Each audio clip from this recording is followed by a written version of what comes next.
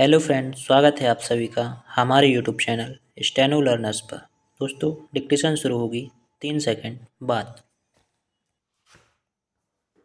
Start. सभापति महोदय, मैंने जनसंघ के नेता द्वारा प्रस्तुत अविश्वास के प्रस्ताव को बहुत ध्यान से सुना। उनका भाषण सुनने के बाद मुझे ऐसा प्रतीत हुआ कि उन्होंने अविश्वास के प्रस्ताव की महत्ता की ओर उसकी आवश्यकता को ठीक प्रकार से नहीं समझा। उन्होंने स्वयं इस बात को स्वीकार किया कि इस केंद्रीय सरकार की नीतियों के घोषित होने से पहले उन्होंने इस अविश्वास के प्रस्ताव की सूचना आपके कार्यालय को भेज दी थी। अविश्वास का प्रस्ताव किसी भी सरकार के विरुद्ध इस बात को ध्यान में रखकर लाया जाता है कि उस सरकार की नीतियां असफल हो गई हैं।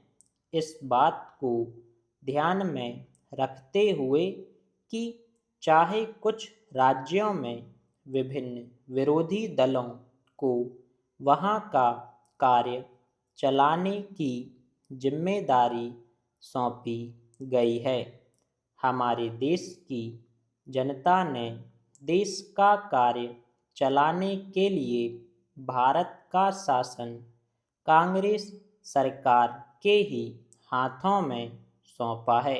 पैरा। हमारे देश की जनता का विश्वास था कि कांग्रेस ही एक ऐसा दल है जिसके ऊपर विश्वास प्रकट किया जा सकता है और इसीलिए केंद्रीय सरकार को चलाने की जिम्मेदारी हमारे ऊपर आई है।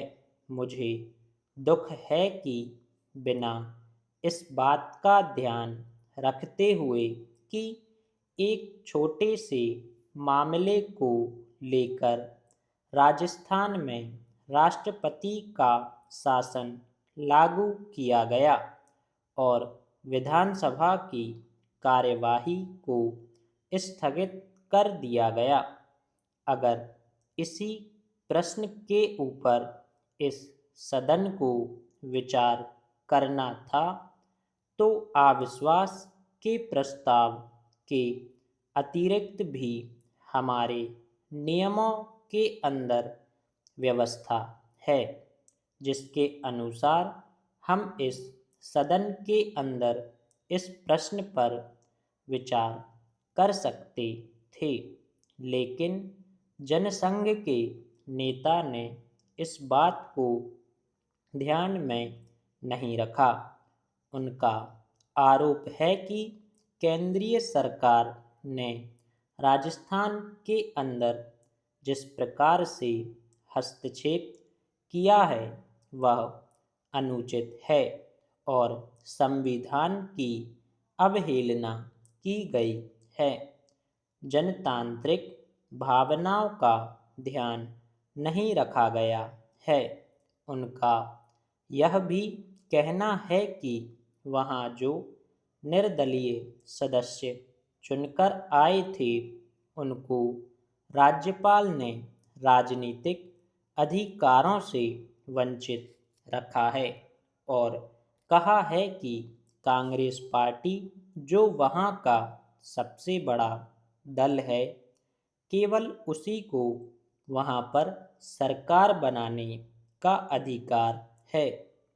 एक तरफ आप यह मापदंड लगाते हैं कि राजस्थान में निर्दलीय सदस्यों की अवहेलना की गई और दूसरी तरफ आप उत्तर प्रदेश का उदाहरण प्रस्तुत करते हैं। स्टॉप।